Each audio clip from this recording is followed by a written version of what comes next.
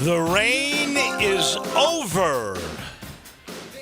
But who will reign over college basketball? Tonight, we find out who will win the title game. Will it be the underdog fighters, the Calvin Sampsons, the Houston Cougars, or will it be, favored by 1.5, the Florida Gators?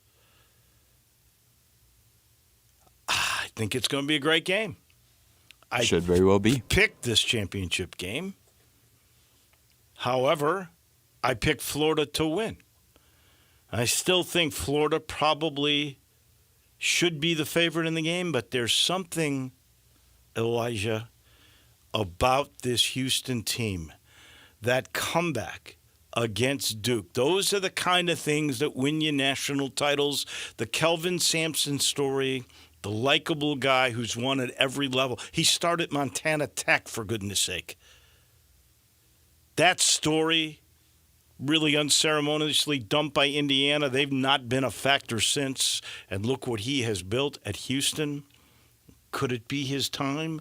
I have this feeling it is going to be his time. But the odds makers say great game, and it will be Florida that will prevail. We are going to talk with Mike DeCourcy about this tomorrow. First segment from San Antonio, our friend TJ Reeves, who's covering this thing for Tune In Radio. He will join us, and we will also, I guess, all week sort of break it all down. We got medals coming your way, then Mike DeCourcy, and it's unlike any other. The Masters, beginning on Thursday in Augusta, Georgia, and this is 40-something in a row if you go back to George Lapidus. Ted Butler is going to join us last segment of the program. We begin our golf coverage this week every year, and so Ted's going to join us in the final segment. We got so much to talk about, and we give out medals here in just a little bit. The rain was crazy over the weekend, so I just watched hoops all weekend. I watched the women. I watched the men. It was a lot of fun. I don't know that I've seen this much rain in a 48-hour period. I know the people at Wedgwood Golf Course said they got 11.5 inches. Dave Brown, who is the master when it comes to meteorology, he said in his Lakeland neighborhood, they got 15 inches of rain. Good grief. I think Noah started building an ark. It was crazy. I have a pool in my backyard. There was a pool next to my pool. That's how much water there was in that backyard. It's crazy how much we got. I don't think we need any more water for the golf courses. I think they'll be in great shape. Now we need hot weather. It has to average for the day. I forget what the numbers, you add them up. But it has to average 70 degrees with the low at night in order for Bermuda to start coming out. And that's what you look for next. Did not know that. Little agronomy lesson for you today here on this show. Tigers get their first portal commitment. It is Quante Berry. He's the guy from Temple. Now, in all honesty, you look at this, I try to put pieces together because I look forward to broadcasting their games again next year.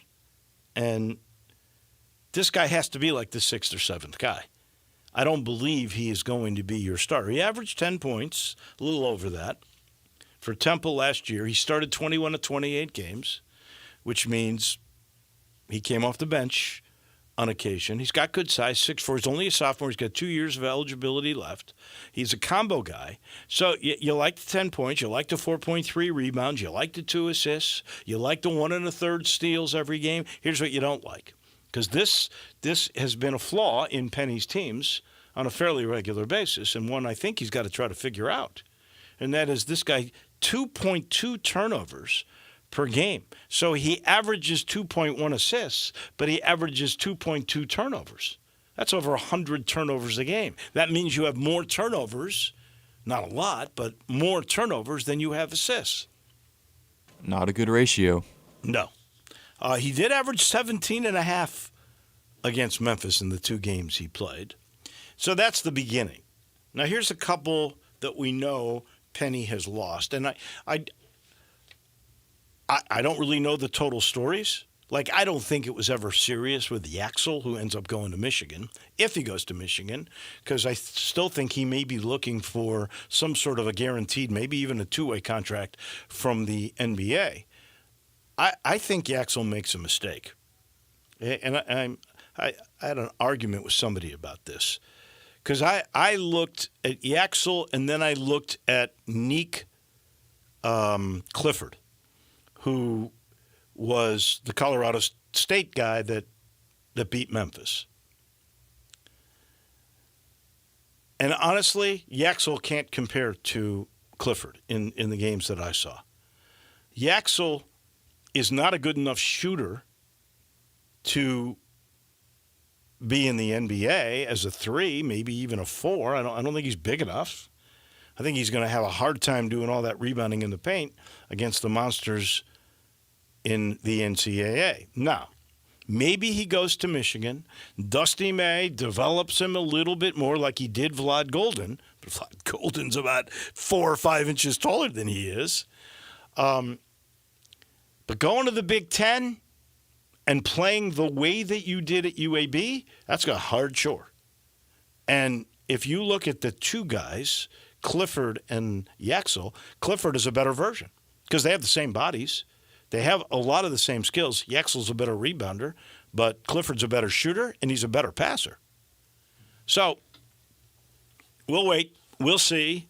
But I think Yaxel ends up at Michigan. The one guy that I think the Tigers lost in this is the kid that was from Georgia Tech. He started off at like North Carolina A&T. He's a really good defensive player. He shut down Cooper Flagg at Duke. His name is Duncan Powell. 6'8" guy, can score, can rebound, can defend. And he was on campus.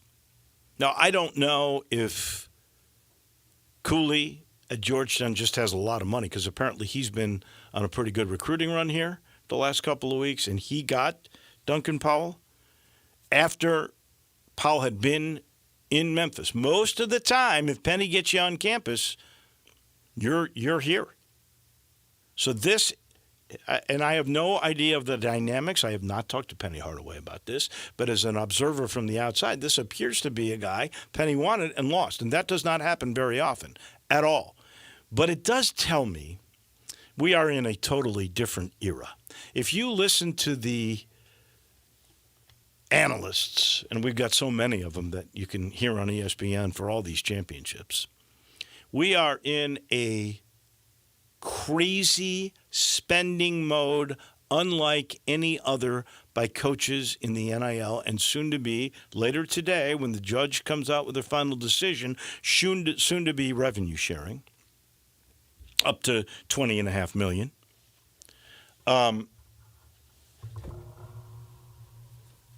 But we are in this era where you're going to have to spend a lot of money. A lot of money. Because it's flowing now. And it just could be that Memphis, which has to spend $2 million maybe to keep P.J. Haggerty, who should be a first-team All-American preseason. You got to spend the money on him. Maybe they couldn't afford both him and Duncan Powell, and the folks at Georgetown could. Remember, Georgetown's getting Big East money, TV money, that they don't have to worry about with football. They don't have to split anything with football. They don't play football. So maybe that's been the Cooley thing, is that he's got more money now, and he's out there in big spend mode. Players right now, as it stands prior to this decision that will be made later today in court on the House trial, and that's the guy who brought the suit.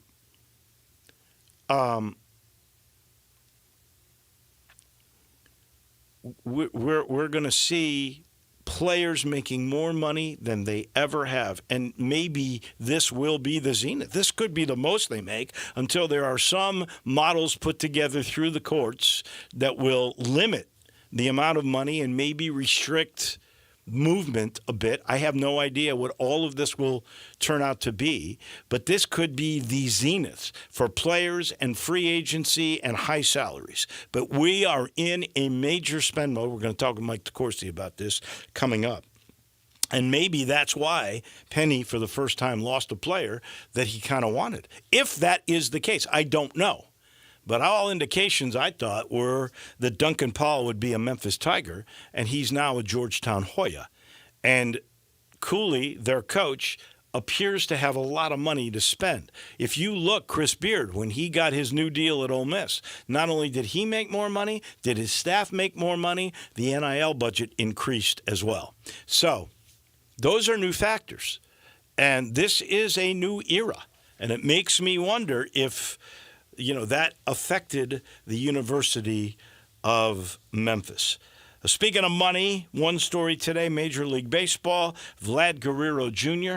and the Toronto Blue Jays, who couldn't get an agreement preseason, said they weren't going to talk again until after the season, ended up doing a deal for 14 years, $500 million, which comes out to what, I think it's $37 million a year, something like that. About right. 37 3/4, I think. I think he can live on that. $500 million over 14 years. Anyway, that is done. It's the third largest ever deal in Major League Baseball history. The biggest one, of course, the one that Soto signed with the Mets just a couple of months ago. And it was a tough week again for the Showboats, who were once again competitive. Ken Wisenhunt was back on the sideline. But the usual results for these poor guys: close games, interesting, have a chance, lose. 0-2. Are they back this weekend? Do they play this at home? They played the Houston Roughnecks at home, yes. Okay, and I don't think Houston. They're 0-2 as well. Yeah, they're so somebody's going to end up winning their first game. Good. Do you know when is that game? Do you have that? That is on Saturday afternoon. Okay. Why don't they give it like a Saturday night for these guys? Give a chance to. It's better than Sunday morning, I'll tell you that. No doubt about that. All right. I got a lot of these. So we do a thing on Mondays we call precious metals. I got to give a bronze to Brian Harmon, the left-hander, was a winner. He could be a factor at Augusta because lefties do well with their, what is a draw for a lefty is a perfect flight for those that play at Augusta National. So I think Brian Harmon absolutely has a chance. He won his 5th title, and he did it in San Antonio, Texas Open, tough course, horrible playing conditions, freezing cold, windy. Nobody was under par. I mean, everybody was going over par. So he gets his first win in a year and a half. And then he was so open. I don't know if you've heard this story, but it's incredible. It's sad. But he has a son, a young son, I want to say he's like 6, 7 years old, something like that, who's wakeboarding in the ocean. And a riptide caught this young kid. So he had a family friend, a woman, who jumped out to go save the kid.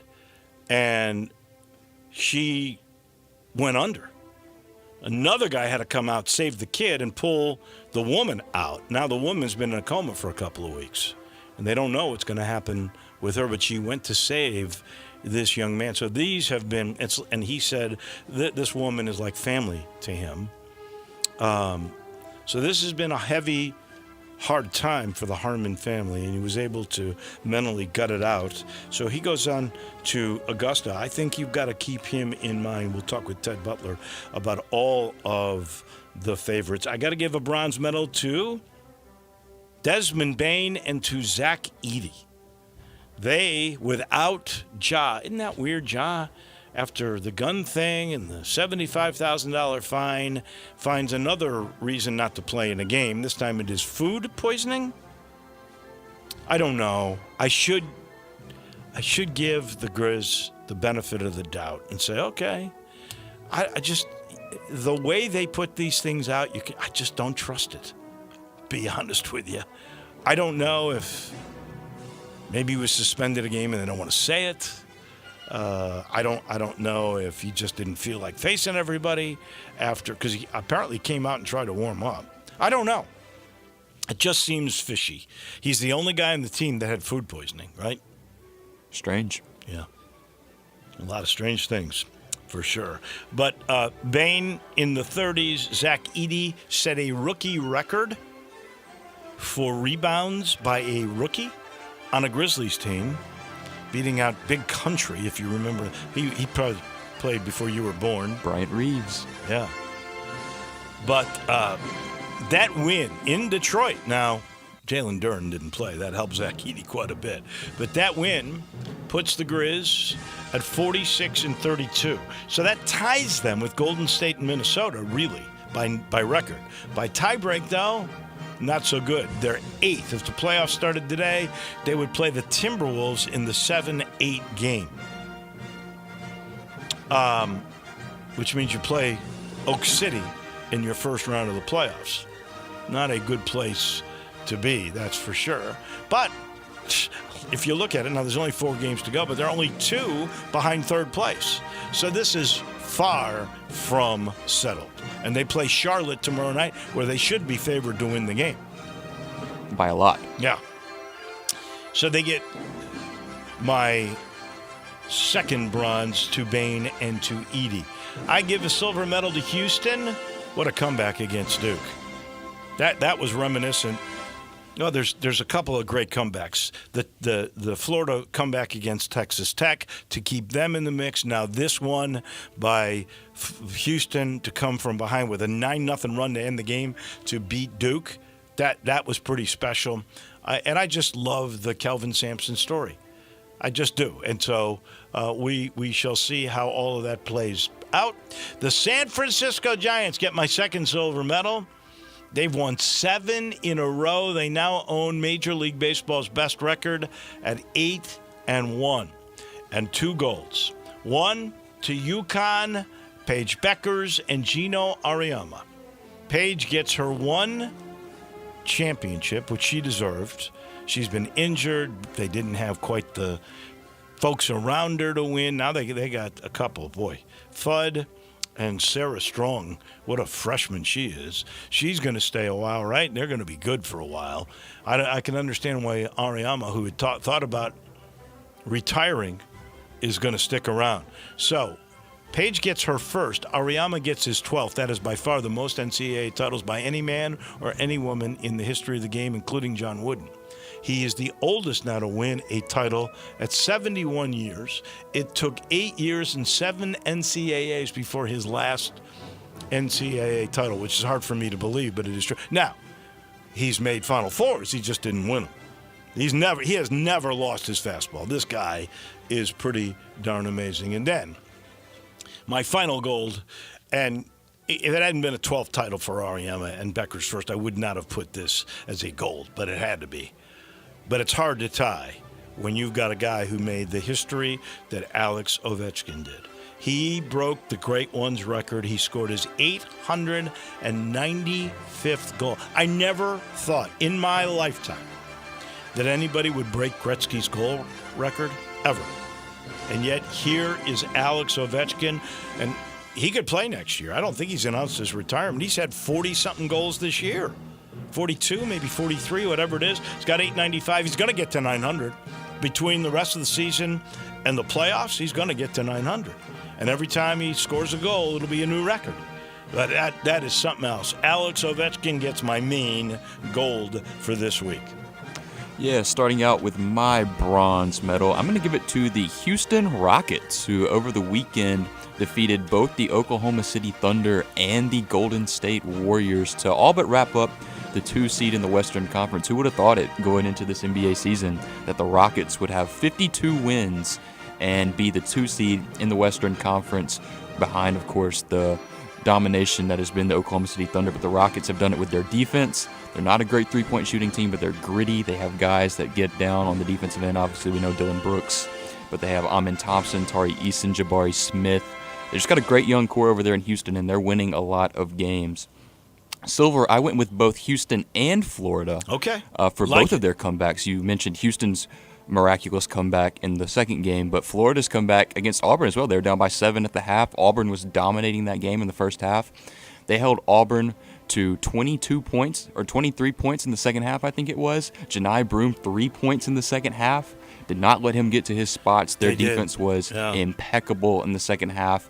And, of course, Walter Clayton Jr., what a closer that guy is. That guy just makes big shot after big shot. He's like Steph Curry in some regards. I mean, you can guard him, and he'll fade away and figure out some sort of a way to win the game. I was trying to look. Oh, the over-under in this game tonight is 141.5. So the first one to 73 wins the game. Sounds like it. My gold, though, I agree with you. I went with the UConn Huskies, of course, winning their 12th national championship under Gino Auriemma in dominating fashion, 82-59, over last year's national champion South Carolina. Like you said, that big three with Paige Beckers, Ozzie Fudd, and Sarah Strong, they are just, they are something to behold. I think Fudd and Strong are both back next year. I know Strong is. I think Fudd is too. I think so. I think you're right about that. So they should be set for at least next year and years to come, as long as Gino is running the show. 3 rusts for me. I'll start with the Pittsburgh Pirates. They made a major mistake. They took Roberto Clemente's number that was sitting on the right field wall off and put an ad on it, which upset the Clemente family, and they had to rescind that. They have put back the number 21 Clemente on the right field pad. I cannot believe they did that. What a gaffe. But they were publicly shamed, and at least they had the sense to change it as quick as they could. Yeah, rightfully so. You don't take down Clemente's number. Then I don't know if this is fair or not. I got a couple of rusts that may not be fair, but I believe it as such. I'm going to give Duke a rust. And it's not just for this year or John Shire. It goes back for 10 years in Coach K, okay? People talk about Penny not getting enough or John Calipari, with all the talent they've got, not getting enough. Over the last 10 years, Duke's not won a national title. Now they've made a Final Four, so. They've had 36 five-star players, 28 McDonald's All-Americans, 18 first-round picks, 9 top 5 prospects, 8 lottery picks, and they've not won a title. That one's been in the chamber for a while, hasn't it? Yeah. And then finally, my last rust goes to WREG Channel 3. I'm sorry. I understand you've got a responsibility, but no sound on the first game of the Final Four when your weatherman incessantly is defending their decision by saying, well, we know this is for less than 5% of our audience. We're not exactly sure because our Millington Tower, where we're getting our radar, is so far away. We got to switch to Columbus, which isn't exactly all that close either. So we're not really sure. But if 2 people were injured, come on, man. The thing that you were reporting about was in New Albany. I GPSed it today. It's 75 miles away. I'm not even sure it's in the darn market hardly. And there's other sources to get that. I'm not saying you shouldn't have put the box up, and I'm not saying you shouldn't have run a graphic. That is definitely what you should have done. But to hear you incessantly go, we're not sure, but for the whole first game, minus like 2 minutes, please, you guys at Channel 3, your news department and your weatherman in particular, who forced this, get a rust from me.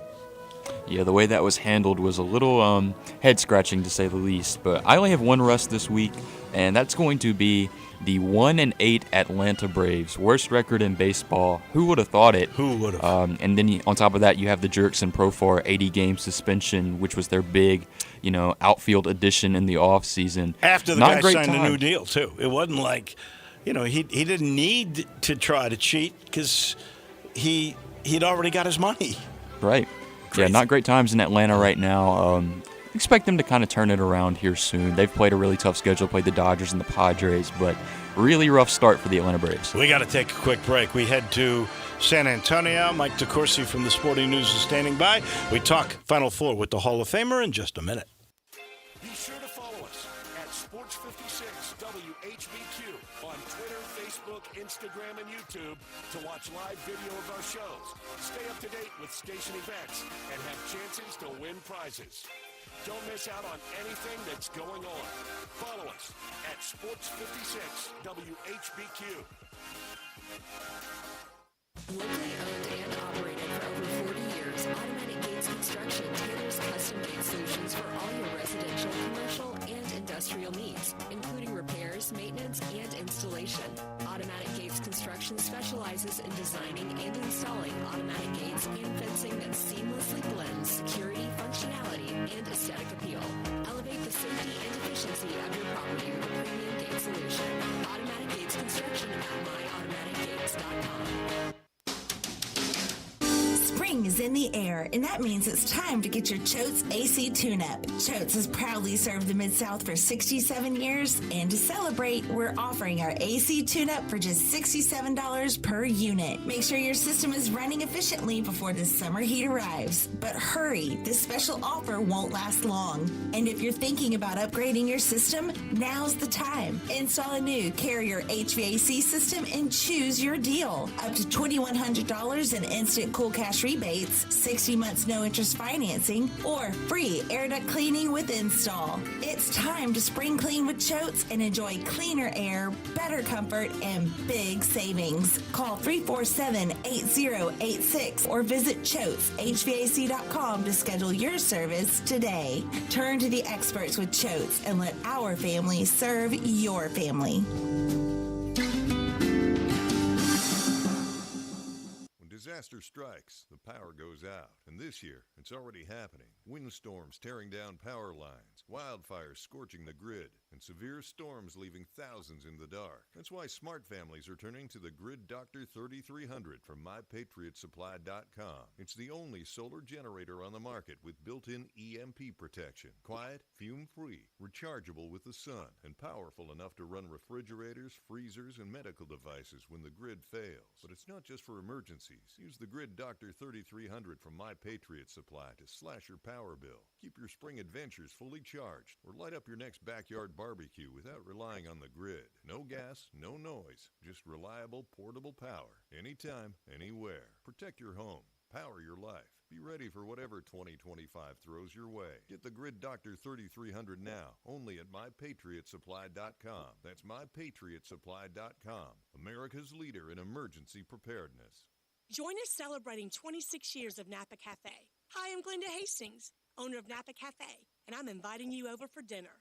Treat yourself tonight with a delightful dinner of scrumptious combinations, fresh salads, homemade soups, or maybe start with an appetizer, like our baked Dungeness crab dip with manchego cheese, lemon, garlic, and French baguette toast. Drift into one of our fresh seafood dishes, like the caramelized sea scallops with curry beurre blanc, black forbidden rice, and Thai mango salad. Or our ancho honey glazed salmon with creamy black bean puree, avocado pico de gallo, and jalapeno crema.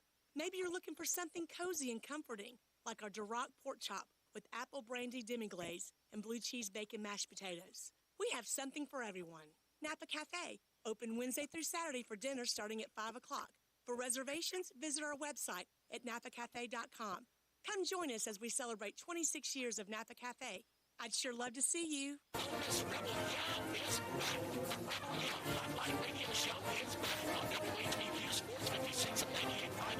Every Monday night at 6, hear the latest news on your Ole Miss Rebels with Nancy Porter with 24/7 Sports. Your Ole Miss defensive guy, Mike Fitzsimmons. Gordon Ford covering SEC sports ball. And former Ole Miss baseball announcer Gary Garvey from kickoff hours through to extra innings. Your Ole Miss sports on the Rebel Yell Hotline Show. Right here Monday night at 6 on Sports 56 Live, 60 a.m. and 98.5 FM. Your Mid-South sports station.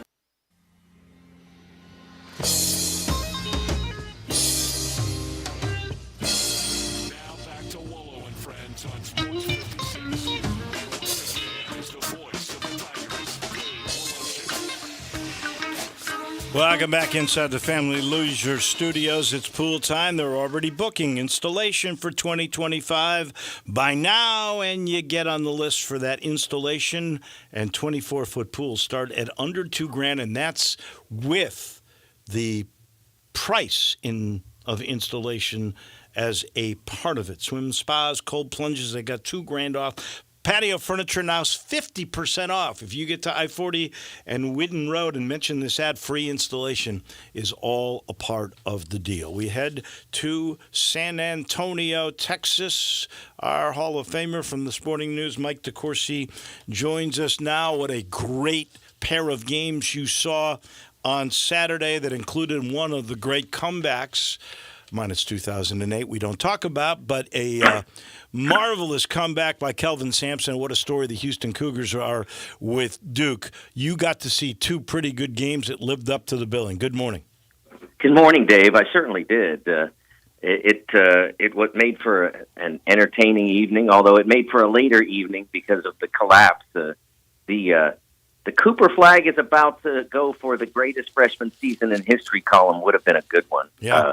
And it was the lead was already written in my head. I had a couple of graphs down, but as things started to dwindle a little bit, I noticed going into the 4-minute timeout how Cooper had started to wobble. The team generally, as a group, had.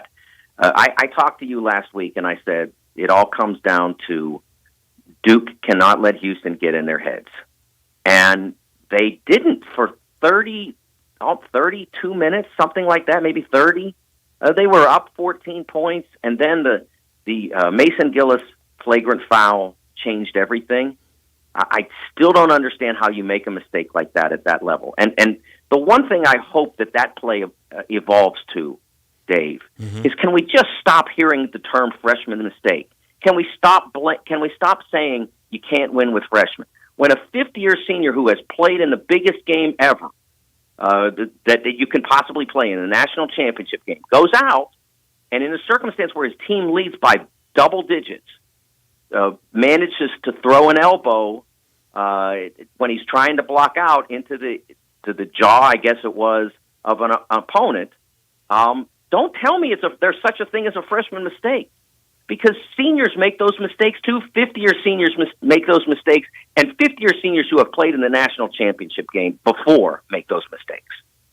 I think they kind of ran out of gas too because Houston just keeps coming at you. They never give up. That's Kelvin. He is. I remember back when we were covering the Tigers back in the mid 90s, and I'm going to say we were in Long Beach when I first watched a Kelvin Sampson team play. Late at night, turn on the television, there's a Pac-10 game, and it's Washington State. I don't know Kelvin, I don't know the team, but I know one thing. I know a team that plays harder than everybody else when I see it, and it seized my attention immediately. And that is his brand. I always say that every great coach that I have covered has one superpower, one thing they do better than their peers. Jim Calhoun was the best scout there ever was. He saw a player that everybody else has saw as good, very good, maybe not that good, and saw greatness. Mike Krzyzewski taught communication better than anybody ever has. John Calipari got players to play for their team when they had every incentive to play for themselves better than anybody ever has. And for Kelvin, it is pure effort. And what's interesting is that when we talked to him, I talked to him for the Sporting News when we chose him as our 2025 Coach of the Year back before the tournament began. He said that when he was at Montana Tech at the very beginning, he had no idea what he was doing. And he looked around the league, and there were all these guys who'd been doing it forever. And what am I going to do that they can't do? And he said the one thing he thought he could do was get guys to play hard. And that's where are we now? 40 years later, 45 years later, and he still does better at getting guys to play hard than anybody I've ever seen. Well, and he's won at every level. You mentioned Montana Tech where it started, but everywhere he's gone, every level, he's won. I think he's a great story, and I love his son. I know his son's going to take over. I don't know when, because I'm sure if they win this, there'll be plenty of speculation about when that might be. But I know he's set to take over. He's a wonderful guy, too. You talk about getting guys to play hard. Before the games, at least the regular season games, the kid comes out with the guys that aren't playing, that are getting a red shirt year or injured and rehabbing, and he puts them through a workout you would not believe. I mean, that's where the culture begins. Yes. And I talked to Kellen on Friday for a piece that I did about my editors suggested that I write about why Kelvin should be in the Hall of Fame. So I did that, and that's up there now. I wrote it on Friday as an advance to Saturday's game. And one of the things that Kellen said was, I said, I was around Huggins back in the day, and he got guys to play hard, and a lot of it was just simply, it's easier to just play hard than it is to continue to listen to him yell at me. And so I asked Kellen if that's what it is, and there's a little element of that, but in Kelvin's case, a lot of it is he makes you care enough to want to do what he wants you to do. Like you want to play hard because Kelvin wants you to play hard. Like your parents don't want you to do dumb things, so you avoid dumb things because you want to make them proud and happy. And it's a lot like that with Kelvin and his players. All right, so we've got this game tonight. I'm not going to ask you about that till the very end, but I do want to ask you about this. I've seen all these analysts that are in San Antonio, and they are talking about the spending spree on NIL money, which is pre the judge's decision today. How crazy it is, how much money is being spent. I'm wondering two things. One, is this the zenith? Will there be rules put in place that will limit the amount, like salary cap per se? That's one. And the other is, have we now, because of the NIL money and what will take place later today with this judgment, will we see the end of the Cinderella story? Well, the first element to understand is that although the action is in court this morning or this afternoon, whenever it's scheduled to begin, I don't know the specifics of that. But whenever the court action is done today, it's unlikely that we'll get a result. It's not like the Final Four. We know we're getting a winner tonight. Whether it goes into tomorrow with 6 overtimes like that Big East game from 2009, we're getting a result sometime in the next 24 hours. But that's not necessarily true with the judge's decision in the House settlement. She can look at it. She can take as long as she wants, I guess. I mean, lawyers would know whether there's a time limit on that, but it doesn't have to be today. So that's the first element. If it's approved for the time that holds up, and I don't think it will hold up as it's been suggested, as it's written, so to speak. For the time that it's in place, you have X number of dollars, I think it's $20.5 million to spread among all your athletes, and it's up to you to spread them the way you wish. And then all NIL presumably then would be a fair market value, so to speak. So like what Cooper Flagg is doing for AT&T, the bingo commercial, you can still do that, and you can still get paid whatever AT&T pays. Right. Juju Watkins out at SC can do the Allstate, et cetera. And you could do a car dealership or whatever, but you can't get paid $150,000 to do a car ad. Like, that's not what the usually would be, right? So for a dealership, I mean, not for a national brand. So that there will be a body in place to police that. Again, if this is approved. So it won't be for the athlete as lucrative in that circumstance. That's why I don't think it will hold. I think that part of the settlement will be challenged, and based on what has happened in court with college athletics over the last decade or so, I don't think that will stand up. But for the time being, however long it takes to break through that, you'll see less money going to athletes than there is now. I have a feeling we have hit the ceiling, but we'll see how it all plays out. You mentioned one and dones. It's interesting because you said that early in our discussion when we were referring to Cooper Flagg. There was another entity that rated the best one and dones. Cooper Flagg was not number one. I want to know where you would rank him. Well, so are we going back to the start of the one and done era? Or are we going back to Carmelo because they didn't have the rule then? I think I put down Carmelo, so I'd say we're going back there. Yeah, I mean, I think probably the best of that group was Kevin Durant. It might. I still think it would have been Greg Oden if he had stayed healthy, but he didn't. And the game changed as well. And I don't know whether he in the game that he entered, I think he would have dominated. In the game that Steph Curry created, so to speak, it would have been a little bit more problematic. But I think Kevin Durant has been the best of that group, an absolute Hall of Fame player going to score 35,000 points. Who would be the argument against him? He was like fourth in that article. Well, who did they have? AD was one. Anthony Davis.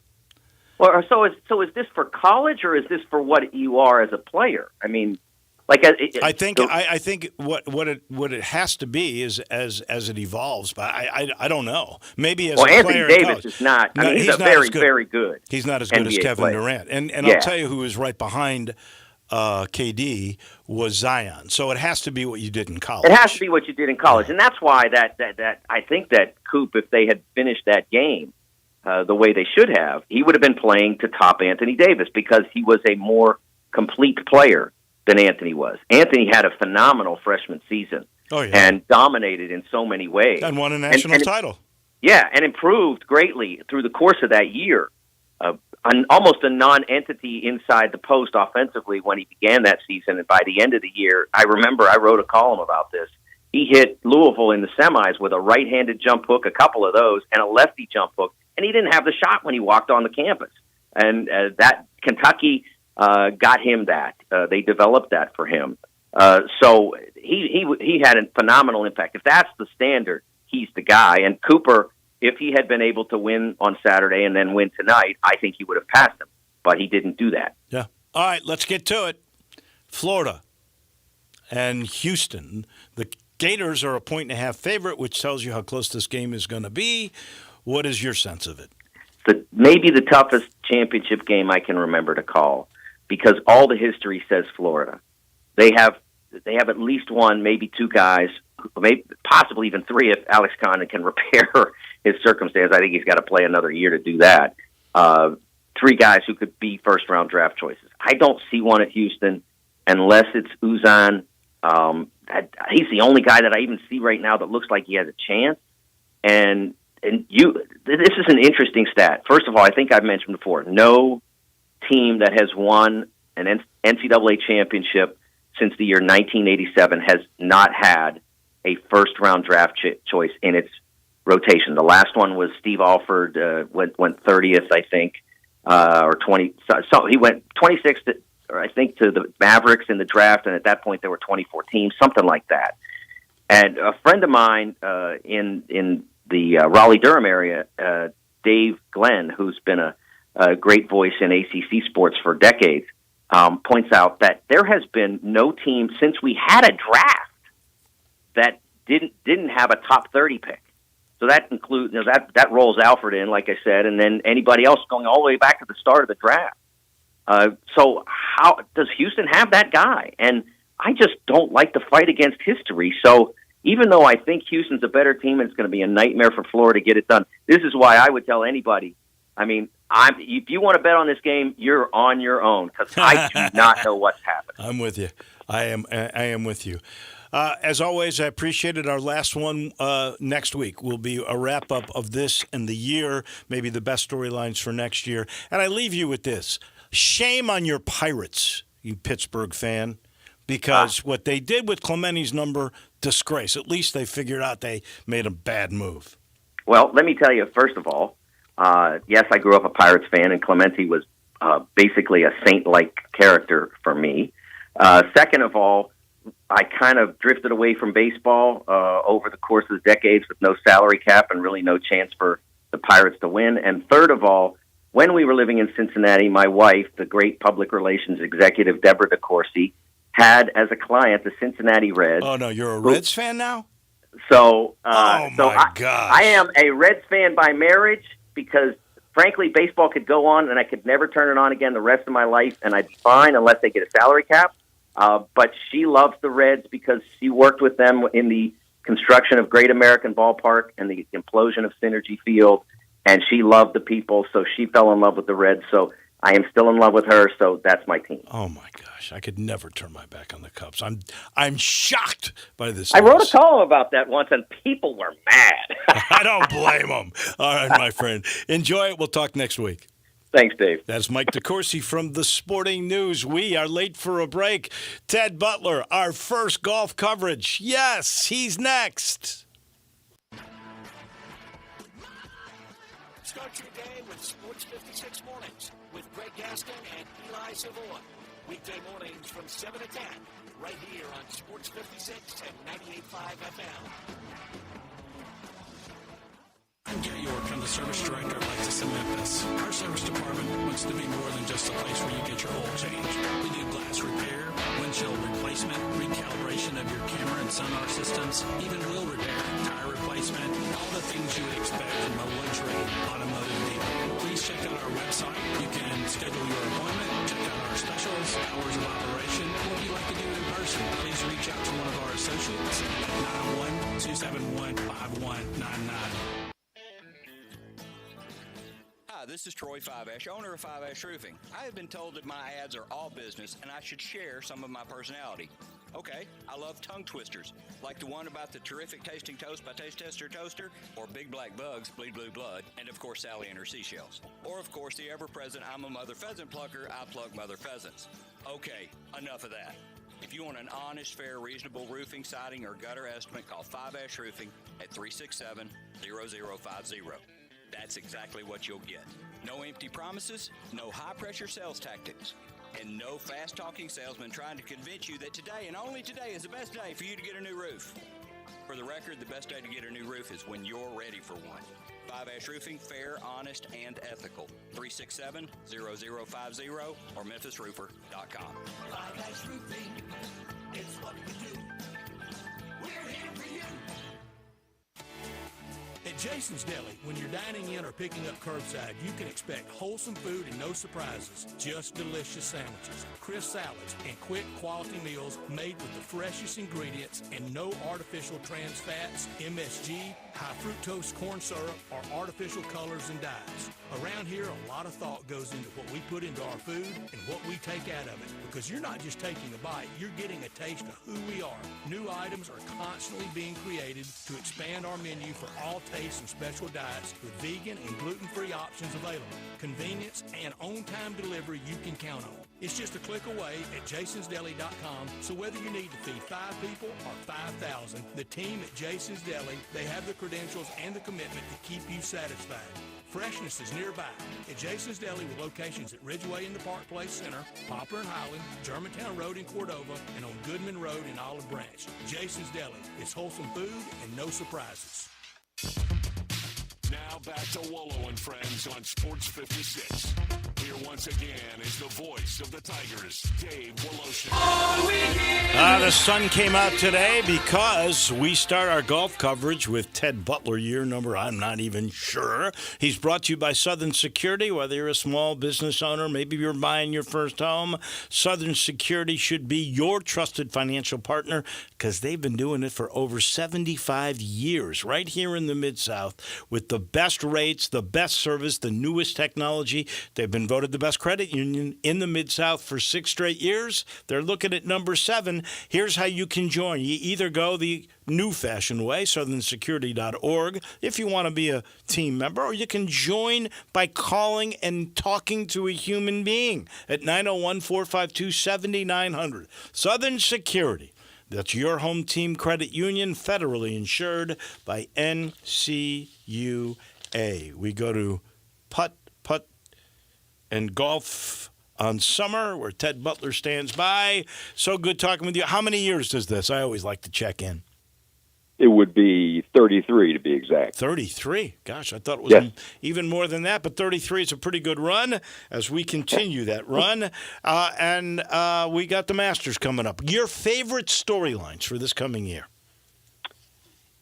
the Masters for sure, absolutely. How can you bet against Scotty Scheffler? But I think it's Rory's year myself. I think he's won twice already this year. He's playing great. I think it's time for Rory to win it.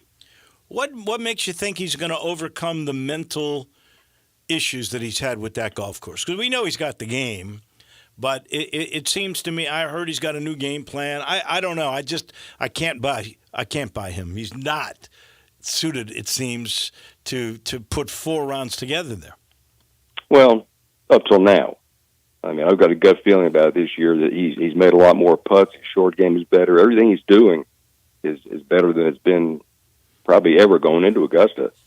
And I know that the mental part of it's going to be hard for him, but I still pick him. Although, Scheffler is hard to beat anywhere.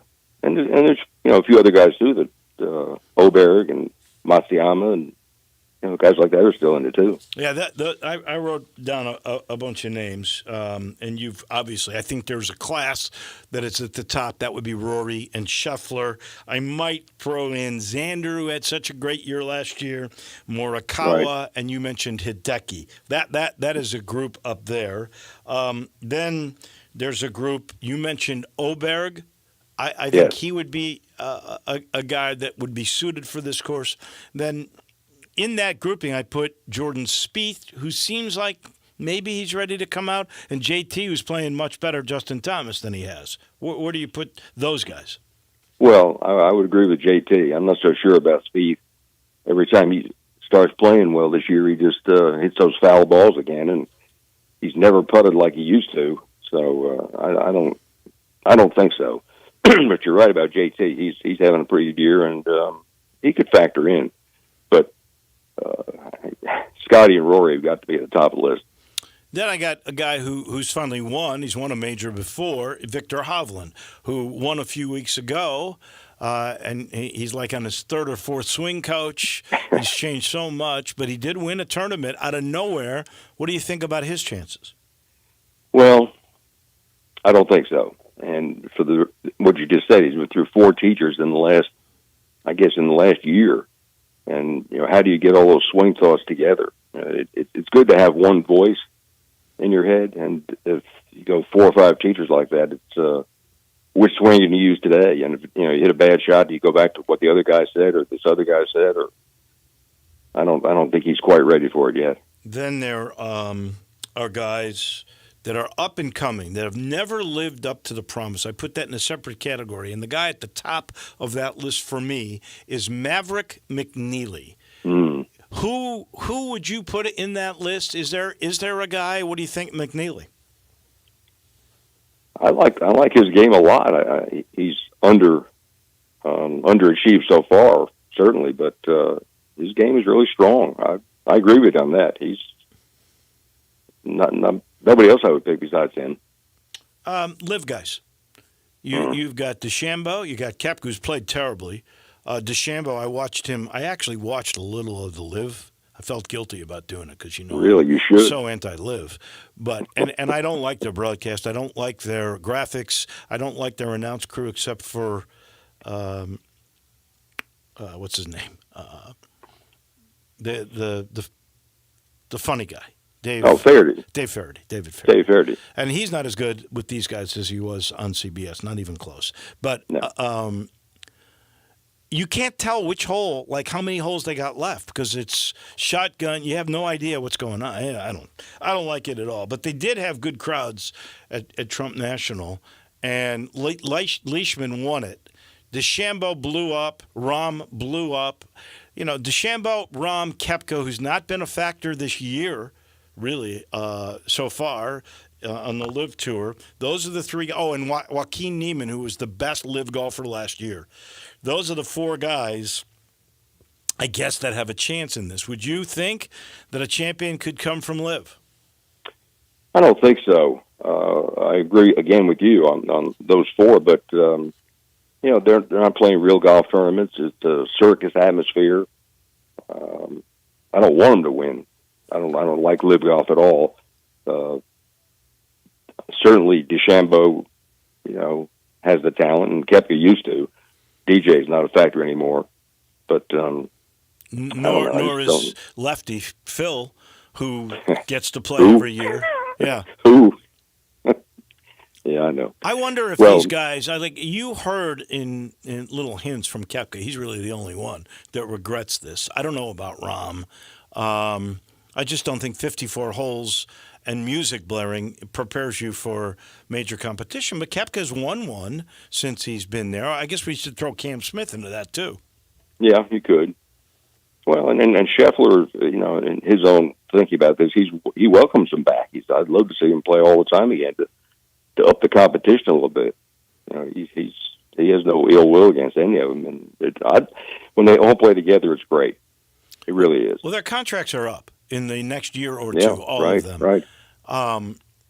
It doesn't look like there's going to be a merger because the PGA turned down $1.5 billion offer because they said they wanted to be the same. They were going to keep Liv on equal terms. Their board of director was going to be co-board of director, which wasn't going to happen.